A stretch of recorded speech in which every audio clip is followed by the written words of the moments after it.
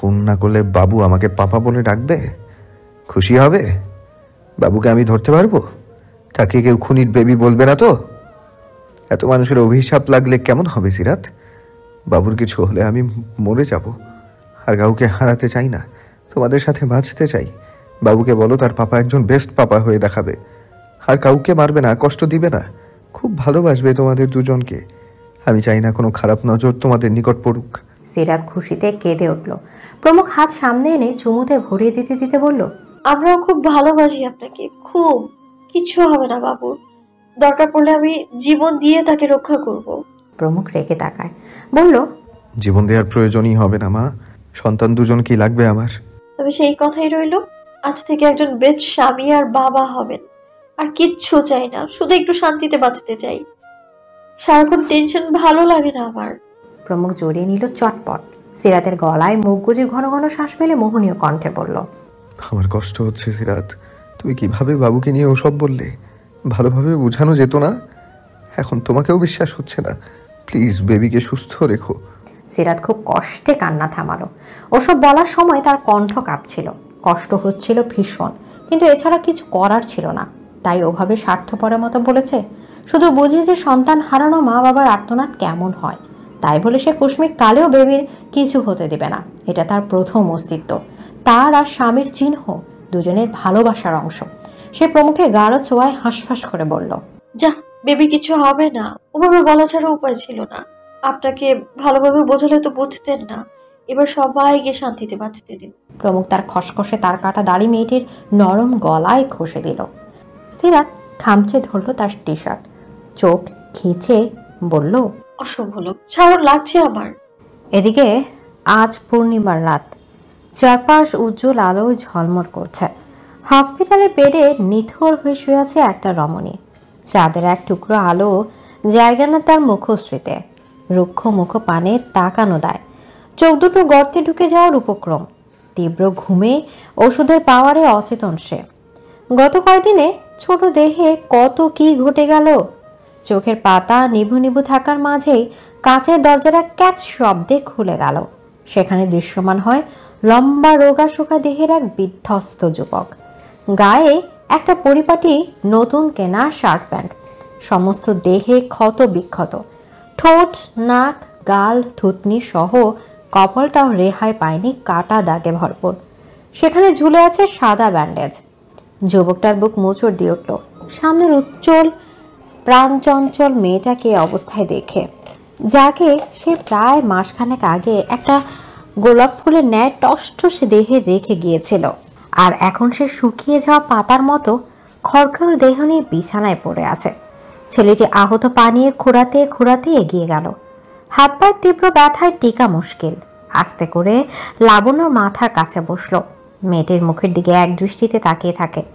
বাইরে সোডিয়াম আলোয় গৌর বর্ণের মুখখানা দেখে সে দীর্ঘশ্বাস ফেলে। বুকের ভেতরটা তার জ্বলে পুড়ে উঠল।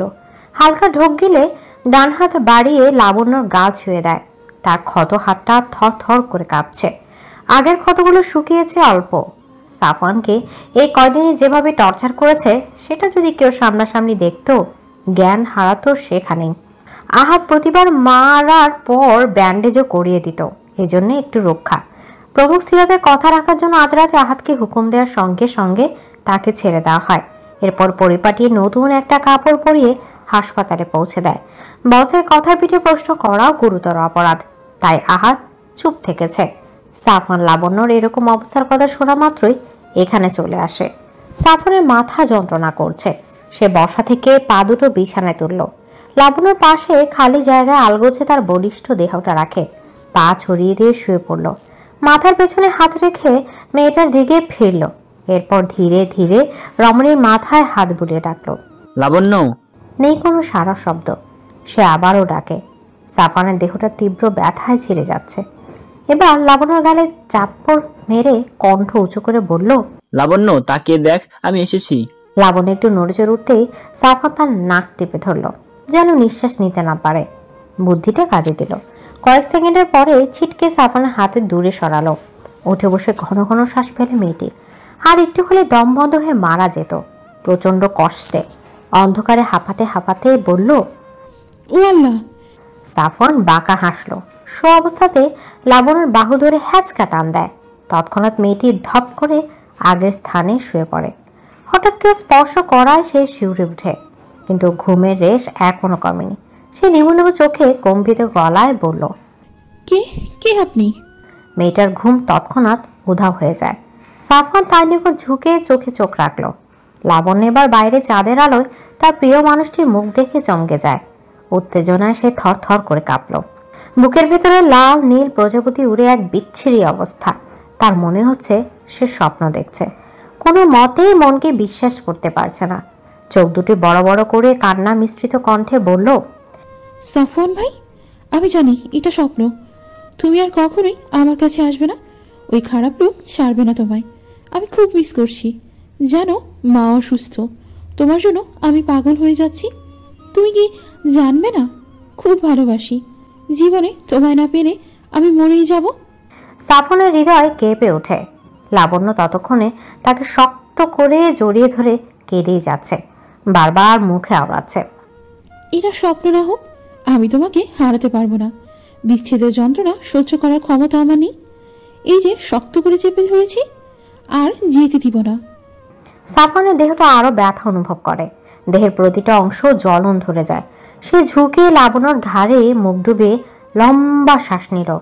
ঠোঁট ছুঁয়ে বলল, আমাকে ছাড় লাবণ্য, আমি স্বপ্নে নই। লাবণ্য ছাড়ল না, গুনগুনিয়ে কেঁদে ওঠে। না, তুমি আবার চলে যাবে অনেক দূরে।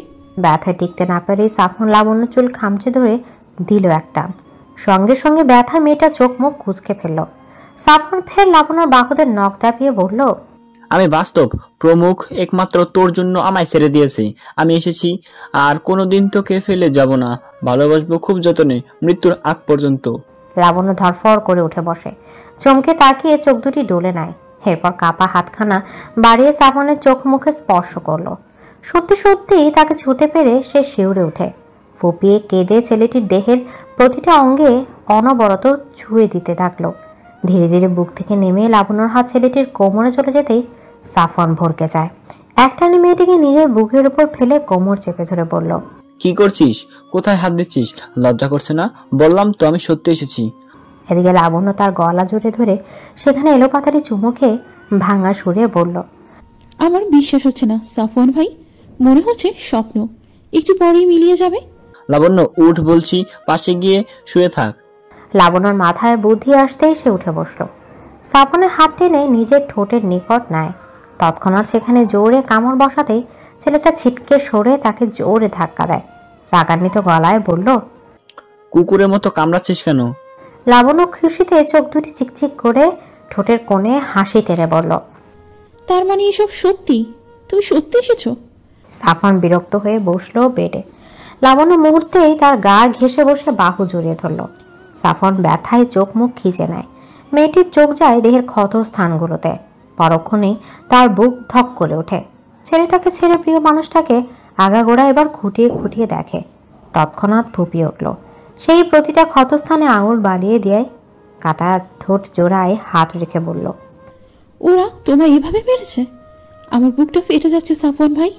একটা মানুষকে কেউ এতটা কষ্ট দিয়ে মারে? ওদের আমি খুন করব। এদিকে সাফন দীর্ঘশ্বাস ফেলে চোখ বন্ধ করলো। সেই নির্মম দিনগুলোর কথা সে মনে করতে চায় না। শুধু সব ভুলে পরিবার নিয়ে বাঁচতে চায়। লাবণ্য মেয়েটা তার ব্যথা কেঁদে কেটে এক করছে। সাফন আলতো করে জড়িয়ে ধরে বলল, বেঁচে আছি এটা বেশি নয়। এবার তোকে নিয়ে বাকি জীবন বাঁচতে দে। আমাকে সামলাতে পারবি তো? লাবণ্য ফুপিয়ে ফুপিয়ে বলল, পারবো। আমাকে কেটে টুকরো টুকরো করলেও আমি তোমার পাশে থাকবো। সাফন দীর্ঘশ্বাস ফেলে। এরকম একজন পাগলি মেয়েই তো সে চেয়েছিল। সে ভালোবাসায় আজীবন মুড়িয়ে রাখবে তাকে। উন্মাদের ন্যায় ছিনিয়ে নিয়ে ভালোবাসবে আদর আর যত্নে। এতদিনের মধ্যকার বিচ্ছেদের পর একটু কাছে আসা ভালোবাসার মুহূর্ত উপভোগ করার মাঝে তারা দুজন খেয়াল করলো না কেবিনের বাড়ি দুটি সূক্ষ্ম ধারালো চোখ তাদের পর্যবেক্ষণ করছে। আগুনের ন্যায় নয়ন দ্বারা খুঁটিয়ে খুঁটিয়ে দেখছে। প্রমুখদের একা ছেড়ে পা বাড়ালো হসপিটালের বাইরে। সে সাফনের পিছু পিছু এসেছিল। লাবণ্য রিয়াক্ট দেখে, মেয়েটার হাস্যোজ্জ্বল মুখ দেখে তার আত্মা ঠান্ডা হয়ে গেল। এবার সে শান্তিতে বাসায় যেতে পারবে। তার মস্তিষ্ক জানান দিল, ছেলেটাকে মেরে ফেললে এত সুন্দর একটি মুহূর্ত সত্যি আর দেখা হতো না। দুজনের মুখে পরশ হাসি, তৃপ্তিমাখা হাসি সরছেই না ঠোঁট থেকে। মেয়েটিকে দেখে বোঝার উপায় নেই সে অসুস্থ। আর সাফওয়ান, সে যেন এতগুলো বিভৎস দিনগুলো ভুলেই গেছে। প্রিয়তমাকে পেয়ে শরীর ও মন একদম ফিটফাট। সেসব কল্পনা করে হাসলো গাল ভরে। আকাশের পানে তাকে লম্বা শ্বাস ফেলে বলল, বেঁচে থাকুক পৃথিবীর সকল ভালোবাসা, ভালো থাকুক সব নরনারী। এদিকে প্রমুখ গভীর রাতে বাসা ফিরে ঘুমন্ত সিরাতকে জাপটে ধরল। মেয়েটা ঘুমিয়েছিল বেঘরে। প্রমুখ তার সমস্ত মুখে চুমুতে চুমুতে ভরিয়ে দিল। পেটে আলতো করে চুম্বন করতে সিরাত বলল, সাফওয়ানকে ছেড়ে দিয়েছেন? সে এখন মধু খেতে ব্যস্ত, লাবণ্যের সাথে জড়াজড়ি করছে। এখন আমাকে একটু মধুসূদা পান করতে দাও জান, তৃষ্ণার্থ হৃদয়টা খাঁ খাঁ করছে। সিরাত তার কথায় পাত্তা দিল না, তবে কটমট করে বলল, আপনি মনে হয় তাদের দেখে এসেছেন? প্রমুখ ঠোঁট কামড়ে বলল, উকি ঝুঁকি দিয়েছি, দরজার বাইরে থেকে সব আমার নজরে বন্দী হয়েছে। সিরাত রেগে তাকায়। অসভ্য, নির্লজ্জ, ওনার প্রাইভেট সময় কোন নজর দেন? লজ্জা করেন আপনার? ছি। মেয়েটির কথা পাত্তা দিল না সে। প্রমুখ তার পেটে চুমু খেয়েই যাচ্ছে। এক পর্যায়ে সিরাত সেই তাজা স্পর্শ সহ্য করতে না পেরে তেতে ওঠে। এসব কি হচ্ছে? ফ্রেশ না হয়ে কি শুরু করেছেন আপনি? প্রমুখ মেয়েটার কপালে ঠোঁট ছুঁয়ে ফিসফিস করে বলল, ভালোবাসি। সিরাতের সমস্ত রাগ ধপ করে নিভে যায়, কিন্তু মুচড়ামুচড়ি করে বলল, আমার ঘুম পাচ্ছে, ছাড়ুন। প্রমুখ পকেট থেকে একটা লাল টকটকে গোলাপ এনে মেয়েটার ঠোঁট বাড়ি মারল। ফিসফিস করে বলল, ভালোবাসি। সিরাত সরাতে চাইল তাকে, বুকে মৃদু কিল দেয়। প্রমুখ সেই লাল গোলাপ ঠোঁট থেকে গলায় নিয়ে যায়। ধীরে ধীরে মেয়েটির বুকে, তারপর পেটে নিয়ে আঁকুবাকু করে সেখানে কান রাখলো। গরম শ্বাস ফেলে ফিসফিস করলো, আমার বেবিকেও ভালোবাসি। আজ আপনার কি হয়েছে? সিরাত লজ্জা মিশ্রিত কণ্ঠে বলল। প্রমুখ নেশাক্ত নয়নে তাকায়। এগিয়ে ঠোঁটের কাছে গিয়ে তার ওষ্ঠ কামড়ে ধরে। বেসামাল হয়ে চুমু খেয়ে মেয়েটাকে অস্থির করে তুলল। সিরাত রাত ছাড়া পেয়ে রাগান্বিত গলায় বলল, আপনি চাইছেনটা কি? ভালোবাসা। কপাল কুঁচকে যায় সিরাতের। প্রমুখ তার নাকে নাক ঘষে বলল, ভালোবাসি বলে। সিরাত শুকনো ডুকিলে। প্রমুখের চুল খামচে বলল, মুখে বলতে হবে? প্রতিটা সময় অনুভব করাই তাতে হয় না? বলো, নয়তো সরবো না। সিরাত শক্তপোক্ত দেহটি ভারে প্রাণ যায় যায় অবস্থা। সে ঘন ঘন শ্বাস ফেলে বলল, ভালোবাসি। আকাশের বুকে মেঘ ছাড়া যেমন বেমানান, ঠিক তেমনি আপনার এই বুকে আমি ছাড়া বেমানান। চাঁদের পাশে তারা যেমন অপূর্ব, আমিও আপনার পাশে অপূর্ব, আপনাকে ছাড়া অপূর্ণ। আমি এই চরিত্রহীন, নির্লজ্জ, খারাপ চৌধুরী সাহেবকে ভালোবেসে ফেলেছি। চাঁদের মতো ঝলমলে আলো ফিরিয়ে দিয়েছেন আপনি আমার জীবনে। প্রমুখ মুগ্ধ হয়ে গেল তার প্রতিটি কথায়। সে গাঢ় নয়নে তাকিয়ে রইল। সিরাত মুচকি হেসে মাথা উঠিয়ে প্রমুখের ঠোঁটে কামড় বসায়। তৎক্ষণাৎ ছেলেটি উঠে পড়ল তার উপর থেকে। সিরাত খিলখিল করে হেসে বলল, অসভ্যতা ছেড়ে ফ্রেশ হয়ে আসুন তো। আমার ঘুম হচ্ছে না। আপনার বুকে মাথা রেখে না ঘুমলে অস্থির লাগে আমার। প্রমুখ বাঁকা হেসে বলল, চাঁদের বুকে আমিও ঝাঁপিয়ে পড়তে চাই। জলদি বেবিকে বের করো। এই বুকটা তোমার আদর ছাড়া হাঁসফাঁস করছে। ভালোবেসে ভয়ানকভাবে ডুবে মরছি এই ভয়ঙ্কর নারীর প্রেমে। অজান্তেই নিজের মরণ ওষুধ পান করে ফেলেছি। ক্ষণে ক্ষণে অনুভব করি এই ভয়ানক অসুখ থেকে আজীবন রক্ষা নেই। এখন বারবার সেই মরণ ওষুধ পান করার তৃষ্ণা পায়। জ্বলে পুড়ে যায় হৃদয়। প্লিজ জান, এভাবেই সারা জীবন ভালোবেসো। ভুল হলে শুধরে নিও, গালি দিও, মেরে ফেলো, তবু আমার মতো হতভাগাকে ছেড়ে দিও না। সিরাত তাকে নিজের বুকে টেনে নিল। প্রমুখ আলতো করে সেখানে মাথা রাখে, দুহাতে আষ্টে পৃষ্ঠে জড়িয়ে ধরে। মেয়েটি তার মাথায় বিলি খেতে বলল, ছেড়ে যাওয়ার জন্য তা আসেনি, আপনাকে চিবিয়ে খাওয়ার জন্য এসেছি। বিয়ের দিনই মনে মনে পরিকল্পনা করেছিলাম আপনার সুখের জীবন ধ্বংস করব। অতএব ছেড়ে যাওয়ার তো প্রশ্নই আসে না। রসিয়ে রসিয়ে চিবিয়ে খাবো। তবে খাও। কি মেখে খাবে? লবণ নাকি মরিচ নাকি চিনি? প্রমুখ ঠোঁট কামড়ালো। সিরাত হেসে থাপ্পড় মারে তার পিঠে। প্রমুখ হঠাৎ অস্থির কণ্ঠে বলল, বাবুর কষ্ট হচ্ছে না তো? আমি কি উঠে যাব? সিরাত প্রমুখের মাথা আরো শক্ত করে চেপে ধরল তার বুকে।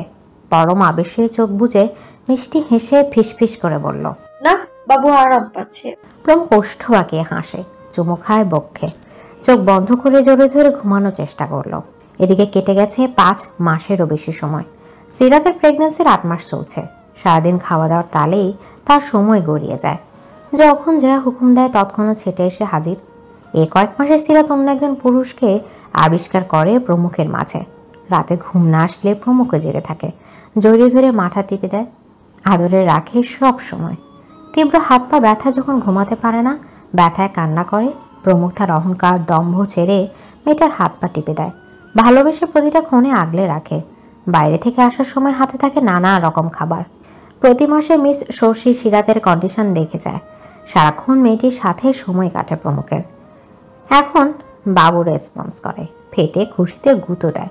প্রথম 3 রাত দেখে প্রমুখ বাচ্চাদের মতো পাগলামি করছিল। প্রতিদিন ফিরে এসে বসে পড়ে পেটের কাছে, সেখানে কান পেতে বলে, এই যে সুপারম্যান নাকি প্রিন্সেস, এসব কি করছেন? মামা ব্যথা পাচ্ছে না? পাপার কোলে আসার জন্য এত তাড়া?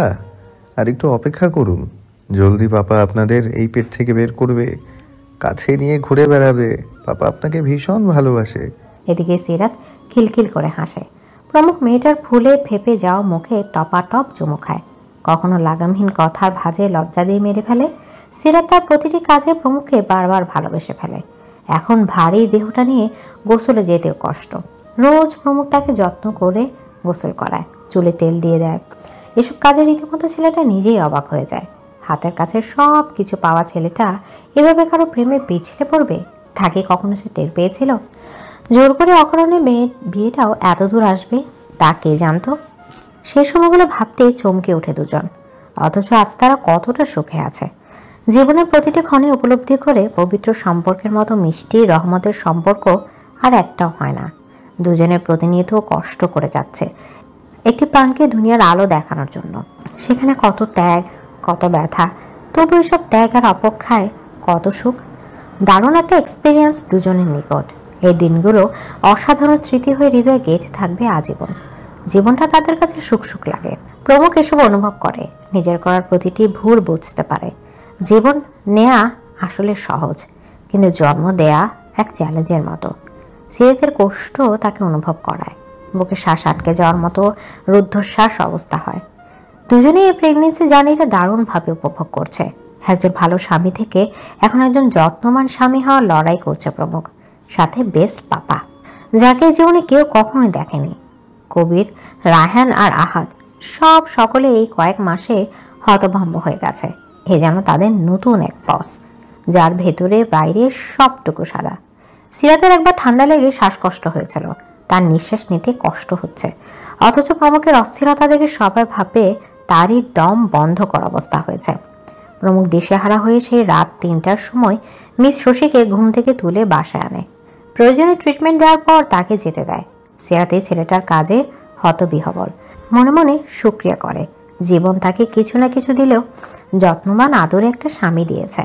এদিকে লাবণ্য কলেজে ভর্তি হয়েছে কিছু মাস আগেই। মায়ের কুকীর্তি যখন বাবার সাফানের কাছ থেকে শুনলো, তার কোনো মতেই বিশ্বাস হয়নি। কিন্তু সমস্ত প্রমাণ দেখার পরেই সে বিশ্বাস করে। কষ্টে বুকের ভেতরটা মোচড় দিয়ে ওঠে। তার ভেতরে পবিত্র হৃদয় কোনোভাবে মেনে নিতে পারে না মায়ের খারাপ রূপ। সেই থেকে টানা 3 দিন না খাওয়া ছিল। ওই দুঃসময়ে রায়মা আসে বাংলাদেশে। কাজের চাপে সময় নিয়ে তার দেশে ফেরা হচ্ছিল না, কিন্তু এখানে সে থমকে যায়। সকালের পরিস্থিতি দেখে সে শিউরে ওঠে। এ কি অবস্থা তার পরিবারের! তাদের ভালোবাসার যত্নে করা সুখের সংসারে এই হাল দেখে তার মাথায় আকাশ ভেঙে পড়ে। বাবার কাছে সমস্ত ঘটনা শোনার পর চমকে যায় সে। কিছুদিন বাবার আদরে ছোট বোনকে দেখে শুনে আবার অস্ট্রেলিয়া চলে যায়। ওদিকে সাফানকে বেস্ট ট্রিটমেন্টের জন্য রাকিব চৌধুরী সিঙ্গাপুর পাঠায়। তার সাথে জেদ করলো লাবণ্য যাবে। শেষে রাকিব চৌধুরী নিশ্চিন্ত মনে পাঠিয়ে দেয় দুজনকে। লাবণ্য রেজাল্টের পরেই তারা চলে আসে। সাফান এখন পুরোপুরি সুস্থ। দেহের ক্ষতগুলো চিহ্ন শুধু এখনো দৃশ্যমান। প্রায় 3 মাস একটানা চিকিৎসার পর সে সুস্থ হয়। লাবণ্য বাসায় ফিরে শুধুমাত্র একবার মায়ের মুখ দেখে। তার কেন জানি মায়ের অসুখে কোনো আফসোস নেই। উল্টো প্রমুখের কাছে গিয়ে সে কান্নাকাটি করে, মায়ের হয়ে ক্ষমা চেয়েছে। প্রমুখও রেগে থাকেনি। অনাগত সন্তান আর স্ত্রীর কথা মনে পড়ে সব ভুলে লাবণ্যকে কাছে টেনে নেয়, ভালোবেসে বুঝায়। লাবণ্য খুশি হয়ে সিরাতকে জড়িয়ে ধরে। সাফওয়ান অবশ্য ওই দিন বাসাতেই ছিল। সে ভুলেও আর চায় না তাদের মুখোমুখি হতে। এবার একটু শান্তিতে থাকতে চায়। এরপর লাবণ্যকে কলেজে ভর্তি করে। সেও বাবার ব্যবসা সামলানোর জন্য উঠে পড়ে লাগে। এই সংসারে এখন সেই একমাত্র রক্ষক, উত্তরাধিকারী। একমাত্র মায়ের ভালোবাসা আর লাবণ্য ছাড়া তার কিছুই চাওয়ার নেই। দুটি নারীর জন্য তার বেঁচে থাকা। লাবণ্য কলেজ খোলার পরেই সাফনের বাসায় চলে আসে। তার কোনো ইচ্ছা নেই ওই খুনি মায়ের সঙ্গে এক বাসায় নিচে থাকার। যে মানুষটার জন্য একসময় তার মনে অফুরন্ত ভালোবাসা ছিল, আহ্লাদ ছিল, সময়ের ব্যবধানে তা এখন শুধুই ঘৃণা। এত নিকৃষ্ট কাজ কেউ করতে পারে বলেও তার ঘৃণা হয়। সাফনের কথাগুলো শুধুই তার অজানা। লীনা খন্দকারের অবস্থা শোচনীয়। প্যারালাইজড হয়ে সারাক্ষণ পড়ে থাকে বিছানায়। দেহটা লেগে গেছে বিছানার সাথে, শুধু হাড়গুলো দেখা যায়। কথা বলতে গেলে অস্পষ্ট শোনায়। অনেক কথাই বোঝে না রাকিব চৌধুরী। হাঁটা চলা একদম বন্ধ হয়ে গেছে। খাওয়া দাওয়া আগের মতো নেই। রাকিব চৌধুরী তার জন্য 3টে মহিলা রেখেছে, তারাই দেখাশোনা করে। লীনার অবস্থা দেখে আজকাল একটুও মন গলে না রাকিবের। মনে পড়ে শুধু প্রতারণার কথা।